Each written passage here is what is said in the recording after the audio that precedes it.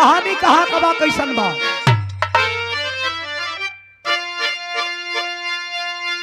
तो सैन सज गई चतुरणी जंग में, अरे जब लगी दाव पर हस्तिनापुर की हस्ती, सो गए बाढ़ सैया पर दादा भीषम, डूबने थी लगी भंवर बीच कश्ती। अरे गुरुदौड़ का है बधन हो गया, सेनापति कल बना कौरवों का, है चिंता भरी दिल में केशव के भारी, हुए मगन हर्ष बढ़ा कौरवों का।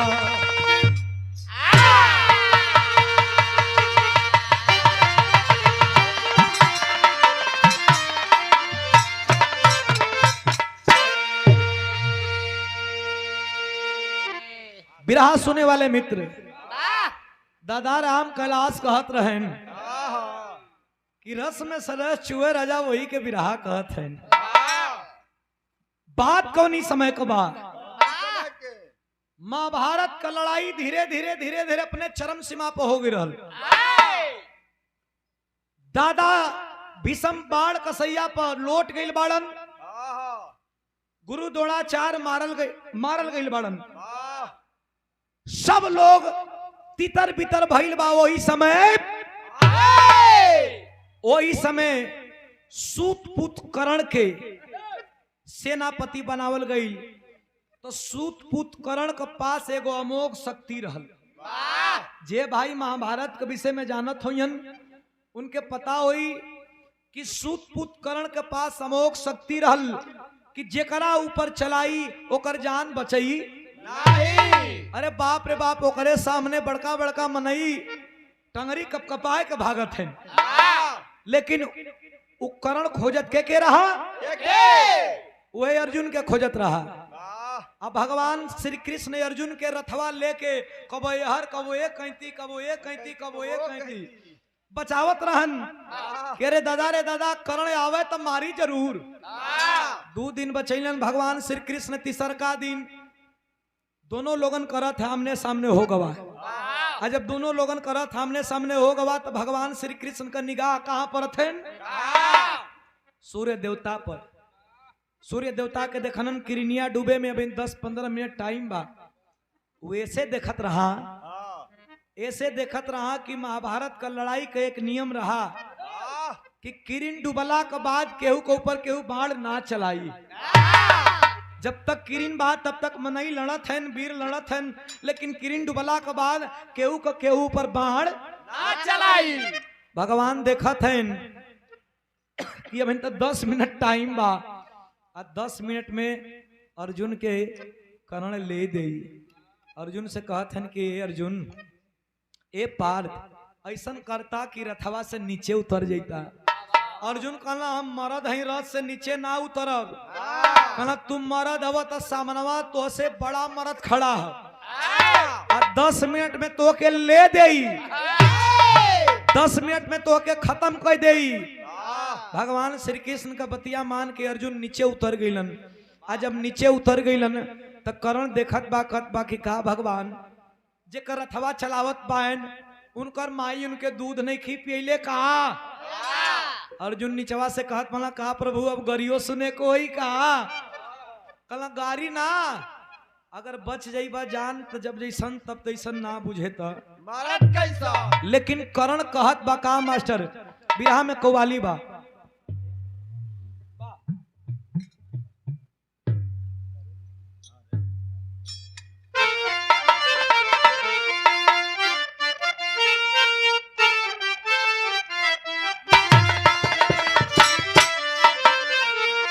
देखा इ बनारस के हमरे स्वर्गीय रामदेव गुरु जी कव्वाली के गा के या चल गईले। तू गा के चल जा। कहा रे? अरे कल गाजीपुर बिरहा बा दिनवा में। काल का बात काल ना। कैसे गावे मास्टर?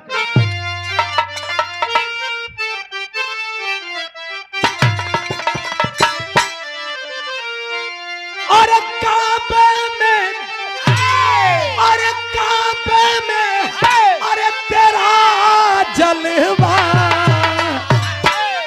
काशी में नजारा है।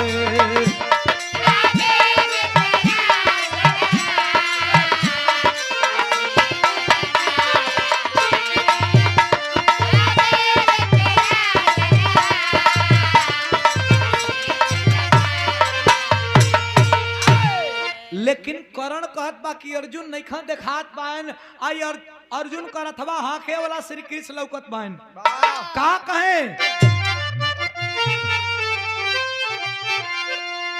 हमार भाषा हानू हानू हाँ जी ऐसे जी, लेकिन हम सोचत हैं कि तुम लोग में लहा ले कुछ ओई में तनके तनके लहावत बान का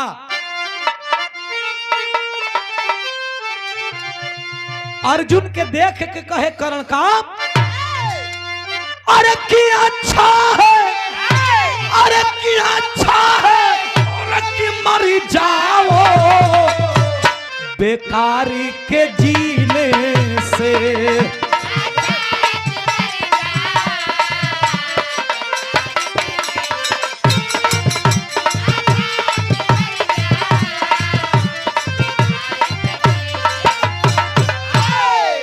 अरे क्या अच्छा है कि मरी जाओ बेकारी के जीने से, अरे बेकारी के जीने से, अरे पत्थर पे, अरे पत्थर पे, अरे उगे मोती।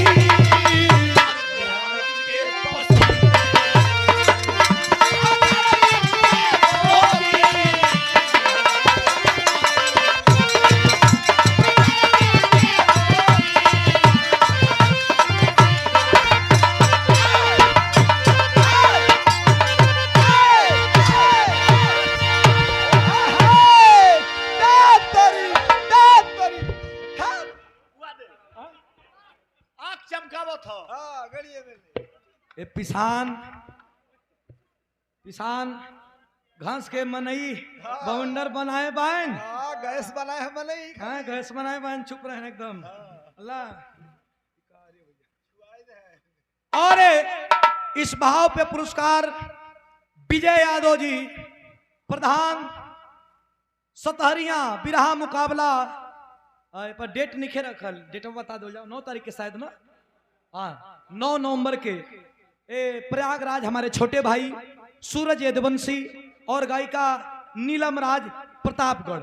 हालांकि नीलम राज तो प्रयागराज का ही हो प्रयागराज का ऐसे कि हमसे बढ़िया ना क्यों जाना था भैया हाँ ये पुरस्कार हम सबके बढ़िया से जाना थे। अरे कई दंगल गईले ही तब जाना थे। अरे हाँ बुढ़ाऊ तू बहुत जानकार हो वो लेडीज के न जाना तू। और ये वीर रस का भाव पर जो दोनों पहलवान खड़ा भइला एकदम ही वीर रस का भाव पर हमरे गार्जियन जी संतोष यादव प्रधान जी मड़वा दोदक सहयोगी कमलेश सरोज जी ये हमारे पुरस्कार हमारे गार्जियन की तरफ से हमारे बड़का बाबू जी की तरफ से हमारे गार्जियन की तरफ से 500 रुपया कोट कोट प्रणाम धन्यवाद बा। आदमी के नीक लागत है तो कुछ पैसा भी देते हैं ताली भी बजाते आ नहीं तो पैसा मिलत हमारे बाबू सबके कर्जा थोड़े दिले बना कि हमारे लड़का गई तो पैसा दिया जाए नीक लगेला तो आदमी दे दिलन। आशीर्वाद मिलल बा शानदार 500 रुपया तनी बात का समझला। करण अर्जुन के लखेदले बा भगवान कैसे लुकोइले बड़न तबले 10 मिनट के बाद किरण गई जब किरण डूब गई तो अर्जुन बहरी निकलन। करण जैसे किरवा माथा पटक पटक के रह जाना वही तरह करण माथा पटक के रह गई कि अगर भगवान श्री कृष्ण ना बचाए होतन तो आज अर्जुन के हम मार देले रहती।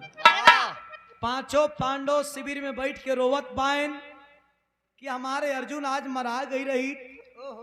भगवान श्री कृष्ण के सामने जा करके युधिष्ठिर जी कहना कि कहो हमार भाई महाराज तब उपाय होई का।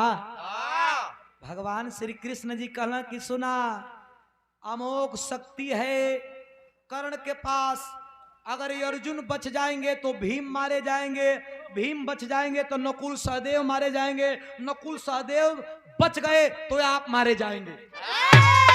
उसके बाण से 5 लोग में कोई 1 लोग जरूर मारा जाएगा।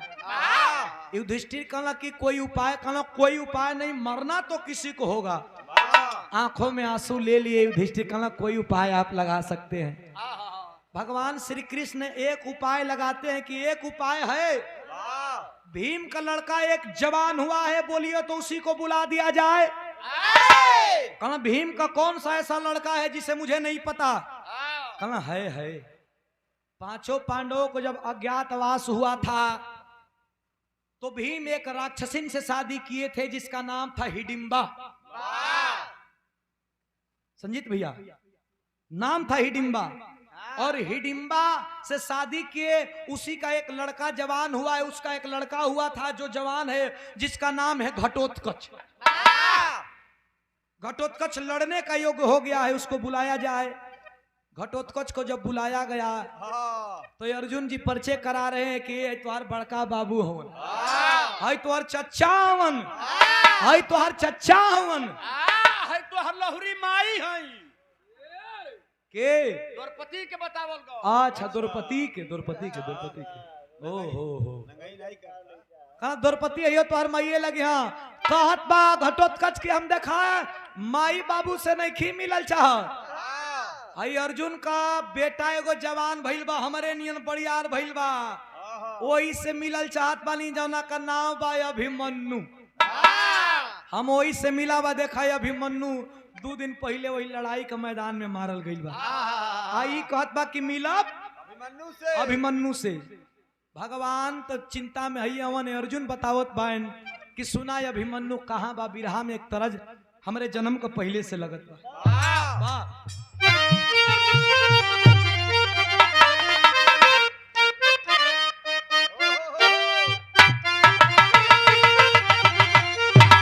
रामदेव गुरुजी सवाल करें, रामदेव गुरुजी सवाल करें, बुल्लू गुरुजी जवाब दें। रामदेव गुरुजी क्या कहें?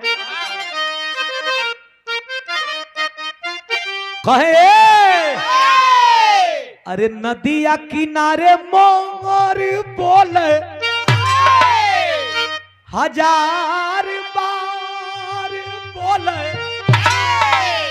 अरे हमार पिया हमसे ना।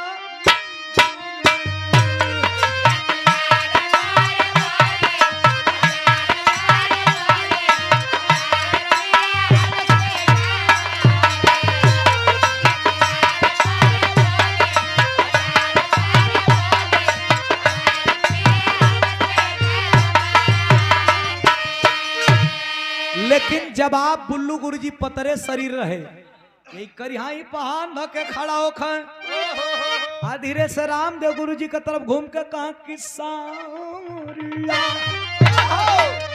बुढ़ऊ कहा अरे मोरे राम, कहा जागा जागा भोले बाबा, जागा भगवती माई, कहा भैया कहा गंगा जी के तनो नाई बा,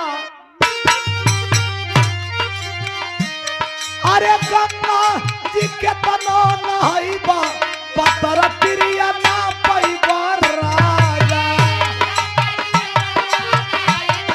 पतर तिरिया ना पैबा राजा।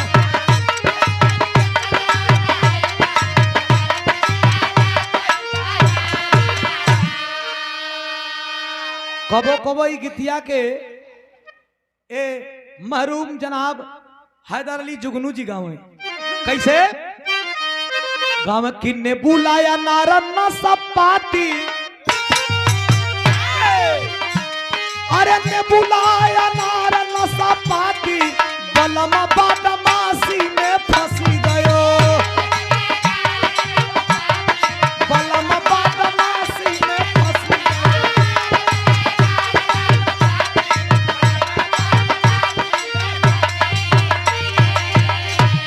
कबो कबो मन करे तो बहुत कुछ कहा दे, लेकिन मन करे तो हमारे गुरुजी विजय लाल लेके कैसे गावे कहा भैंस सुअर हर जाई, अरे भैंस सुअर हर जाई, भूमि जे तने वो तने मोटा, भूमि जे तने वो तने मोटा।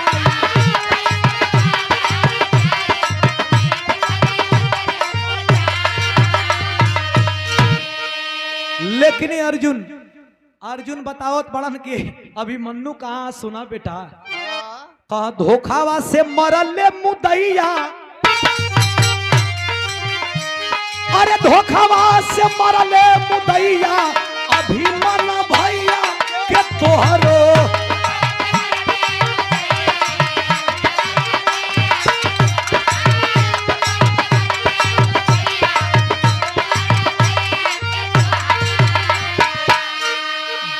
घटोती कची सयारा चुन पीला खाके और भाई ने हमारा चक्र भी हो भाई ने हमारा चक्र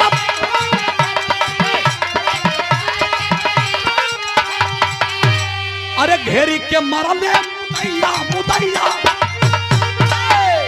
अरे घेरी के मरले मुदैया अभिमन्यु भैया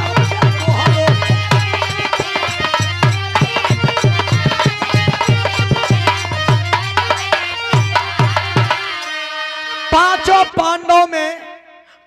पांडवों में इतना भैया विराज सुनत हो सुनिहा लोगन पांचों पांडवों में अर्जुन कला की चक्र व्यू वेदन क्रिया रहल बाबू बेटा हमारा भी मन्नू मारल गई आंख में आंसू नहीं लेता है एक घटोत्कच गुस्सा हो गया बोला क्या मेरा भाई अभिमन्यु मारा गया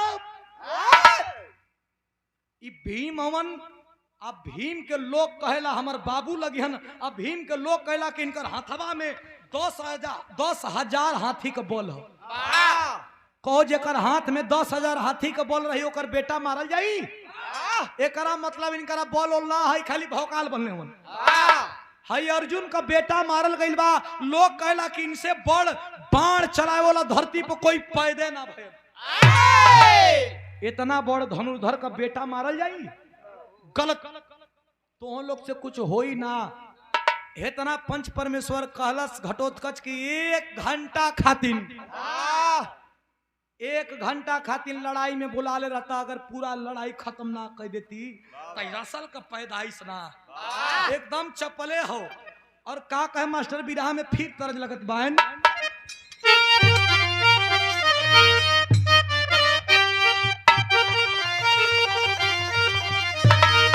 देखा बिरहा का क्वालिटी एक रामदेव गुरु जी सोहरा के ना लहरा के गावत कैसे देखा पुरनकी हो मास्टर एकदम जन्म से पहले के पुरनकी है कैसे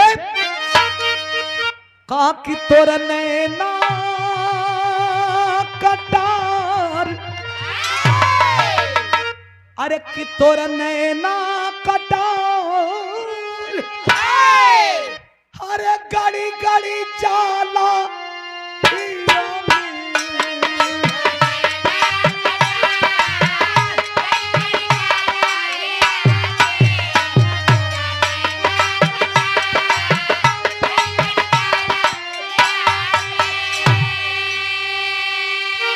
और इस गीत पे अरविंद कुमार प्रधान जी सराय चंद्रा की धरती से सराय रयचंदा आदरणीय सराय रयचंदा की धरती से जिस ग्राम सभा में एक कार्यक्रम हो रहा है ये आपके द्वारा क्षमा चाहते हैं गलतियों को नजरअंदाज करके और मेरे बातों पे ज्यादा ध्यान न दे करके बिरहा पे फोकस करिएगा आप लोग बड़े हैं ये पुरस्कार 200 रुपया प्रधान जी के श्री चरणों में कोट कोट प्रणाम ई रहल त गीत लेकिन एकर जवाब जानत हो के दे बिरहा जगत में मात्र एक आदमी राष्ट्रपति पुरस्कार से नवाजे गए जिन्हें बिरहा जगत में पद्म श्री दिया गया जिनका नाम था स्वर्गीय हीरालाल यादव बनारस गीत का जवाब दें कैसे दें वो कहा कि बुढ़ावा बेईमान अरे बुढ़ावा बेईमान अरे मांगे करैली का चोखा बुढ़ावा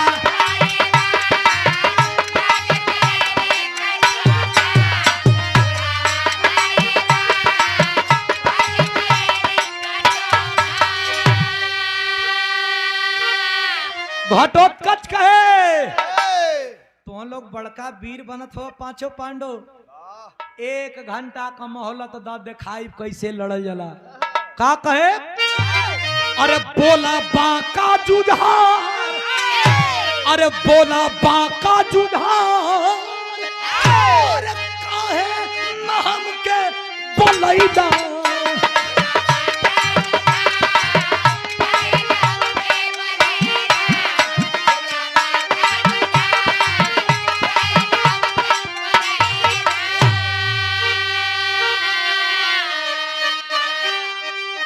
अरे कि क्षत्रिय न हो के बा अरे कि क्षत्रिय न हो के अरे तू क्षत्रिय काहे बा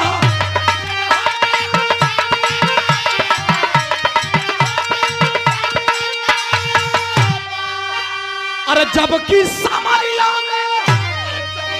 समरिया में अरे पीड़िता देखाई बा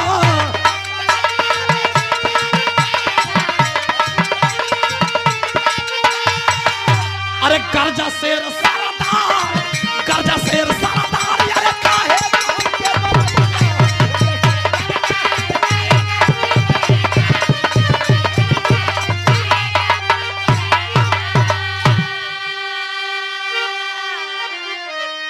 गर्जा शेर सरदार क्षत्रिय कहना भगवान श्री कृष्ण के पांचों पांडवों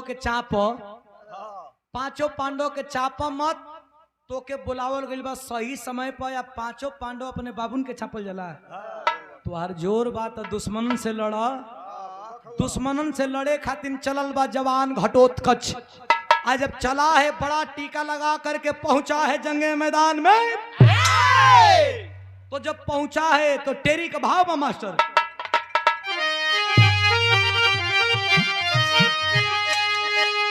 अरे कितना सौ की रण में ढेरी मच गई अरे सौ की रण में ढेरी मच गई अरे कालजा वीर घटोत्कच खैर नहीं है तेरी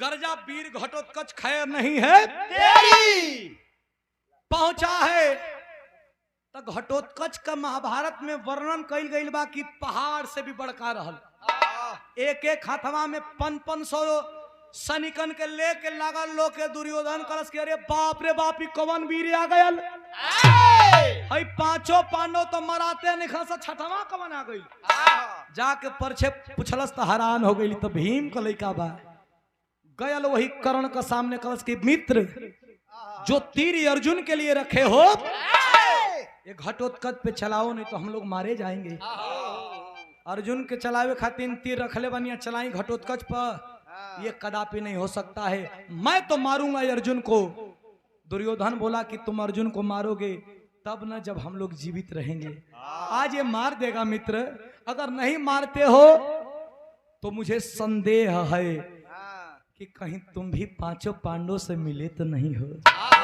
अरे बाप रे बाप बोलिए तहा करेजा में लाख में आंसू लेकर के कहा कि ठीक है मित्र तुम अगर कहते हो कि पांचों पांडवों से मिले हुए हो ये बाण चलाता हूं घटोत्कच तो मर जाएगा लेकिन अर्जुन जीवित रह जाएगा आज जब तक अर्जुन जी रहा है तब तक लड़ाई तुम नहीं जीत सकते दुर्योधन मद में चूर है बोला कि मैं अर्जुन को मार दूंगा पहले इस बलाय को रियाओ आंख में आंसू लेकर के करता है क्या बा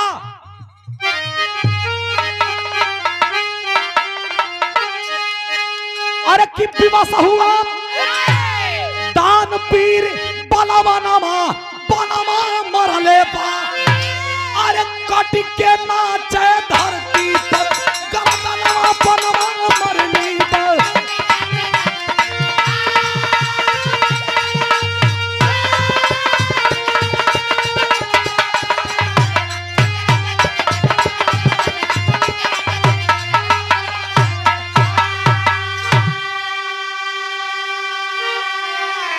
दुष्ट दुर्योधन मगन हुआ और कर्ण सोच में डूबल हो और के करे बल पे हो ही लड़ाई की अंतिम आस पा बूझल हो दुष्ट दुर्योधन के कहने पे कर्ण बाण चलाया और बाण का प्रकोप इतना भयंकर था कि पहाड़ जैसे घटोत्कच का गर्दन कट के धरती में मट्टी में मिल गया। उस गर्दन के नीचे हजारों सैनिक दबे हैं, दब के मर गए। लेकिन होता है क्या, ये पुरस्कार आया है आदरणीय राजनाथ यादव, महाराजगंज जौनपुर चरियाही की धरती से पूज्य बाबूजी की तरफ से 100 रुपया कोट कोट प्रणाम धन्यवाद बा। एक तरफ घटोत्कच की गर्दन मट्टी में मलिन हो रही है, दूसरे तरफ क्रोध में भीम करते हैं क्या, अरे चले सनासन पानी समर तलवरिया पलवा ले बा कट के नाचे मर्दन के मौरिया बनवा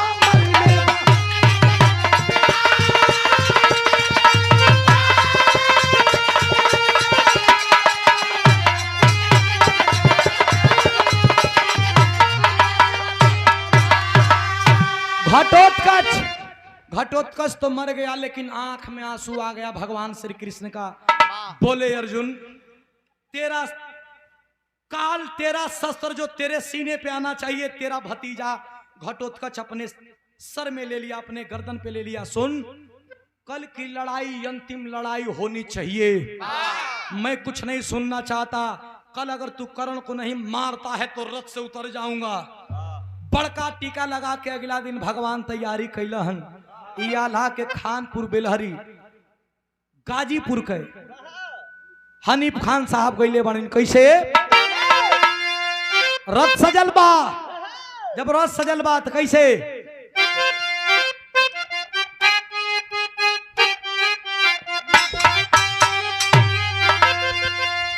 खानपुर बेलहरी के हनीफ साहब गावत रहले।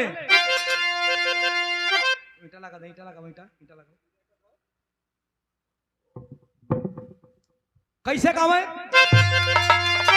अरे धीरज बनावे कृष्ण पांचों पांडवन के,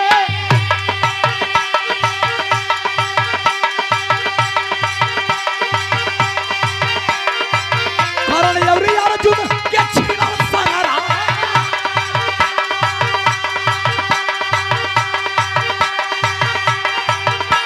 अरे कोई का बिगाड़ी हो वो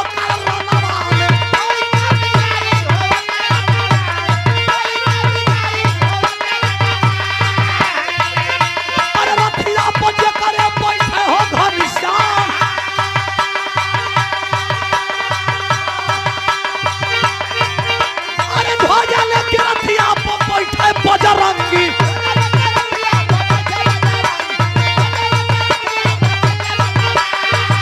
अरे पूरा होई बिनावा के जाते इनका काम।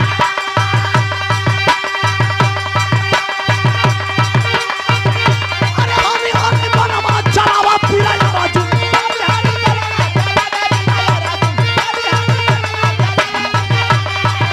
अरे तोहा के सिखवले का गुरु परशुराम।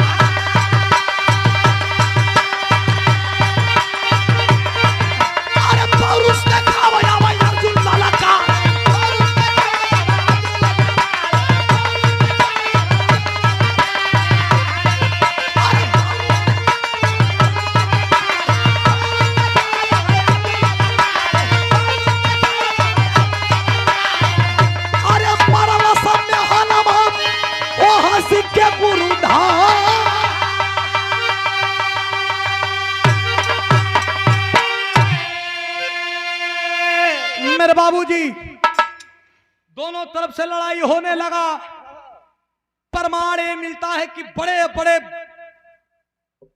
लड़वैया अपना अपना अस्त्र शस्त्र रख करके अर्जुन की और कर्ण की लड़ाई देखने लगे। अर्जुन जब कर्ण के रथ पे बाण चलावे तो कर्ण का रथ 100 हाथ पीछे जात बान, और कर्ण जब अर्जुन के रथ पे बाण चलावे तो अर्जुन का रथ खाली 3 हाथ पीछे आवत बान। लेकिन तीनों हाथ आवत बान तो करे में भगवान श्री कृष्ण कहा, जियो वीर जियो। अरे बाह रे कर्ण बाह, मान गए गजब का तुम लड़वैया हो। अर्जुन सोचत बान कि हम 100 हाथ मारत हई, ई मनई एको बेरी मुड़ी ना हिलावत बा। और वो हमार दुश्मन बा, खाली 3 हाथ मारत बा तो के ललकारत बा, का बात बा।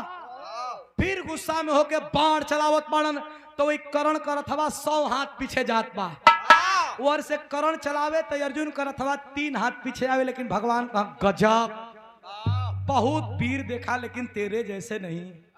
अर्जुन गुस्सिया के बाण धनुष वही रथ पधा के हाथ जोड़ना, कहना कोनो गलती हो गई का सरकार?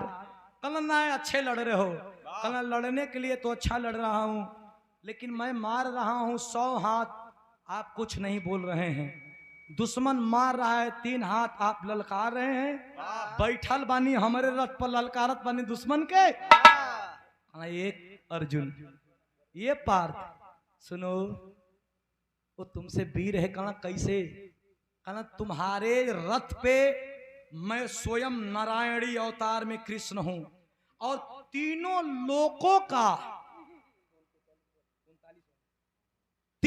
लोकों का भार ले करके मैं स्वयं तुम्हारे रथ पे बैठा हूं। और इतना ही नहीं, बल्कि तेरे झंडा जो ऊपर, तेरे रथ के ऊपर झंडा लहर रहा है, उस पे वीर बलि हनुमान अपने गदा का पूरा भार लेकर के बैठे हैं। फिर भी तेरा रथ 3 हाथ पीछे जा रहा है। सोच कि हम लोग नहीं होते तो क्या होता।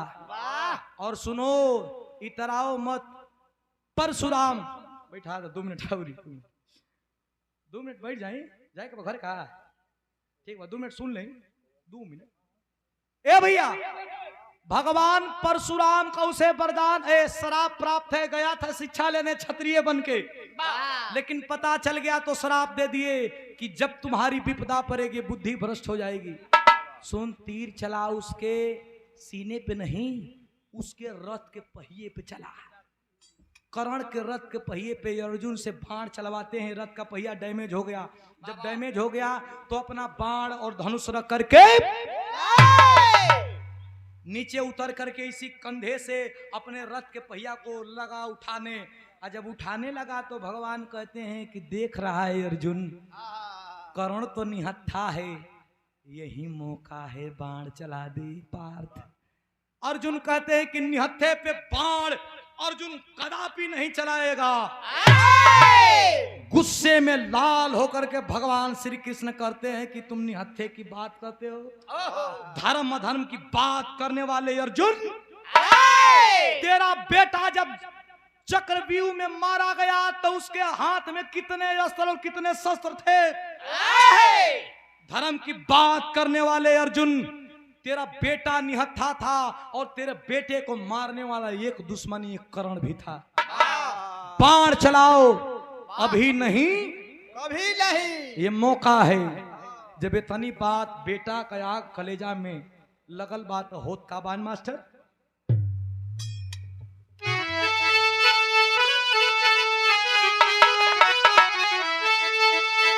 अरे की पशुधा पिए लहू बाजल बा विजय के बजना।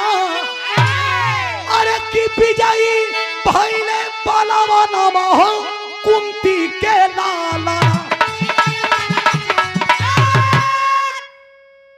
विजयी भइले बलवानवा हो, बाण चलाया अर्जुन कुंती का बेटा और जा करके कर्ण के कलेजे में लगा है। जब लगा है तो अरे कर्ण का कैले अर्जुन बधनमा। अरे तजे करा के जाने ला पूरा रे जहाना।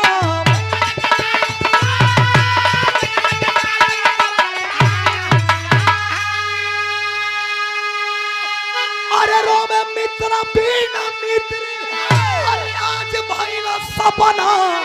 अरे की विजयी भइले बलवा नवा हो कुंती के लालाना।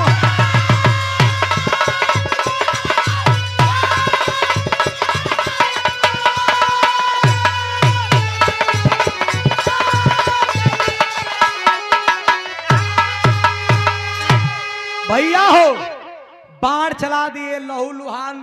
कर्ण तो गिरा है, लेकिन जब कर्ण गिरा तो अर्जुन का बाह फूल गई। भगवान कहना कि अर्जुन लागत तो तोरा घमंड हो गई का? कहला नहीं हमार चेहरवे ऐसन है। कहला चेहरवे ना अगर तुम्हारा घमंड भइल होई कि करण से हम बड़ियार बनी तो सुनो करण से तू बड़ियार नहीं खा कहला कैसे कैसे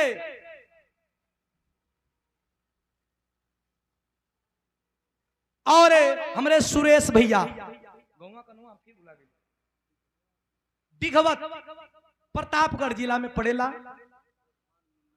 प्रधान मुन्ना यादव हमरे सुरेश भैया जिनके दरवाजे पे 11 नवंबर के कार्यक्रम बा हमार और ज्योति यादव प्रतापगढ़ एक पुरस्कार देले बड़न 3 बजे दोपहर से बिरहा चालू बा जब तक आदमी रहे तब तक चली ना हो चले का दिक्कत बा ए भैया हमरे भैया के तरफ से पुरस्कार आई बा कोट कोट प्रणाम धन्यवाद बा सबेन के प्रणाम बा देखा भगवान श्री कृष्ण कहा कि अर्जुन घमंड मत करो क्योंकि मैं जहां मैं तहां मैं नहीं। अर्जुन कहे कि नहीं मैं करण से बलशालियों कला रुका ये जे तन के साथ 2 मिनट समय लेत बनी करण लहू लुहान तो गिरा है लेकिन भगवान श्री कृष्ण एक ब्राह्मण का भेष बनाए और अर्जुन को भी ब्राह्मण का भेष बनवा दी और चले गए कर्ण के पास जहां कर्ण लहू लुहान गिरा है ब्राह्मण भेष में जा करके भगवान श्री कृष्ण कर्ण से कहते हैं कि जगो कर्ण जगो कर्ण कर्ण देखा कि हमें जगाने वाला कौन आ गया मैं तो मरने वाला हूं आंख खोल के देखा तो देख रहा है कि एक ब्राह्मण है उसके साथ उसका एक शिष्य है क्या है ब्राह्मण कलम मैंने सुना है कि तू बहुत बड़ा दानी है और तेरे दरवाजे पे मैं दान लेने आया हूं आंखों में आंसू लेकर के कर्ण कहता है अफसोस मेरे पास देने के लिए कुछ नहीं है मैं तो मरने वाला हूं भगवान कहते हैं कि देने के लिए तुम्हारे पास है लेकिन तू देना नहीं चाहते हो आंखों में आंसू है लेकिन गुस्सा होकर के कर्ण बोलता है अरे ब्राह्मण जबान पे लगाम दे जो कर्ण अपना कवच कुंडल दान दे सकता है तेरे जैसे हजारों ब्राह्मण को दान दे सकता है बातें मत बतिया भगवान हंसने लगे परीक्षा लेने गए हैं बोले कि तू देता क्यों नहीं कल हमारे पास क्या है कल कर्ण तेरा एक दांत सोने का है वही दान चाहिए मुझे कर्ण को याद है कि हाँ ये तो ब्राह्मण ठीक कर रहा है एक दांत मेरे सोने का है लेकिन ये टूटेगा कैसे हमारे शरीर में शरीर का सारा खून बह चुका है मैं तोड़ने के साहस में भी नहीं हूं इसे तोड़ने के लिए कोई पत्थर चाहिए सुनो ब्राह्मण ये दांत मैं तुमको दूंगा लेकिन कहीं से एक पत्थर ला दो कहीं दूर से पत्थर ला दो जिसे तोड़ करके दूंगा भगवान हंसने लगे अच्छा मैं तुम्हारी गुलामी करूंगा मतलब तुम्हारे लिए पत्थर लाऊंगा तुम तोड़ेगा तब देगा तो जा तेरी गुलामी करके मैं दान नहीं लूंगा बाहर कर्ण बा मरने वाला है कर्ण लेकिन दान वीर कर्ण ठेगुना के बल होने के बल रेंगते रेंगते जा करके एक पत्थर लाया बाबूजी और उसी पत्थर से ये सोने का दांत तोड़ करके और भगवान को बोला लीजिए लीजिए ब्राह्मण भगवान कहते हैं कि क्या रे ब्राह्मण क्या रे कर्ण तुमको कोई नहीं बताया कि ब्राह्मण को जूठा दान नहीं दिया जाता है तू मुझे जूठा दान दे रहा है अब तो आंखों का आंसू रुकने का नाम नहीं ले रहा है मैं मरने वाला हूं ये ब्राह्मण परीक्षा पे परीक्षा ले रहा है आंख में आंसू भर के बोला कि ठीक है इसे भी मैं धो करके देता हूं लेकिन मेरी तीर धनुष कुछ दूरी पे है ला दे भगवान फिर हंसने लगे अच्छा इसका मतलब तू सोच रहा है कि ब्राह्मण तुम्हारी गुलामी करे अब तुम्हारे लिए जाऊंगा तीर धनुष लाऊंगा तब तू देगा तो जा तेरा दांत मुझे नहीं चाहिए बार करण बा साहस बना करके साहस भर करके फिर चल दिया देखा राजा हरिश्चंद्र का आगे तो खाली दानी लग रहल लेकिन दानी के साथ साथ दान वीर सिर्फ करण में लगा दान वीर सिर्फ करण में लगा दान वीर करण फिर से चल दिया रेंगते रेंगते जा करके अपना धनुष बाण उठाया एक हाथ काम नहीं कर रहा है इसी दांतों से प्रतंचा चढ़ा करके धरती में छेद कर दिया जब पानी निकला मेरे बाबूजी जब पानी निकला तो पानी से दांत धो करके कहला लीजिए ब्राह्मण, जब इतना तपस्या देखे, इतना भाव देखे, तो भगवान के आंखों से भी आंसू छलक गया। स्वयं नारायणी अवतार में आते हैं और कहते हैं मांग ले करण मांग ले। अरे तेरी भक्ति से मैं प्रसन्न हूं, करण मांग ले। जब करण देखा कि परीक्षा लेने वाले स्वयं नारायण हैं, तो आंख में आंसू नहीं, बोला कि रे मरते समय आप तो किसी के जबान पे नहीं आते हैं, आप हमारे सामने आए हैं, मुझे कुछ नहीं चाहिए। भगवान कहते हैं तुम्हें कुछ मांगना पड़ेगा करण। कहा कि अगर देना ही चाहते हैं तो सुनिए, हमार माई जब कुंवार रहल, माई का बियाह ना भई रहल, तबे हमार जन्म हो गई करण का। जीवन भर तानाशानी, सूत पूत जीवन भर तो हम इज्जत ना पैनी, लेकिन मरला के बाद हमार लसिया के ऐसा जगह पर जरई है जहाँ का धरती कुंवार होके, जैसे हमार माई कुंवारेपन में जन्म दे दली, वहाँ का धरती भी कुंवार होके, न कोनो लाश जरल होके, न केहू दफनावल गई होके, न कोई मरल होके। तथास्तु कह के भगवान चल दिए। लेकिन जब कर्ण अपना शरीर को त्याग दिया तो लाश लेकर के पूरे पृथ्वी पे घूमने लगे। दुनिया में कहीं कुंवार जगह ही नहीं। अब तो भगवान बड़ा चिंतित हुए, लेकिन घूमते घूमते आए गुजरात के ताप्ती नदी के किनारे। वहां जमीन मिल गया मेरे बाबूजी, लेकिन कितनी सुई के नोक भर खाली जमीन। वरदान दिले वाला कि कुंवार जगह पर जराई बस सुई के नोक भर जमीन, तना में लसिया आटी कैसे। लेकिन बाहर भगवान माया रचाते हैं, एक सुई मंगवाते हैं, सुई के नोक भर जमीन में उसी सुई को धंसवा दिए और सुई के ऊपर अपना हथेली को रख दिए। हथेली के ऊपर एक चिता सजवाते हैं, चिता के ऊपर कर्ण की लाश को रख करके और आग लगवा के जलवा दिए।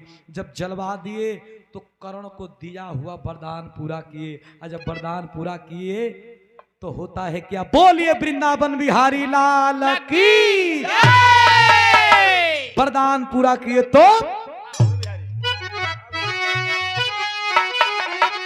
गुरु बिहारी, गुरु गणेश, गुरु रामन लाल गुणकारी, अरे स्वर्ग गए चंद्रिका कवि, अरे बच्चन जी बने पुजारी।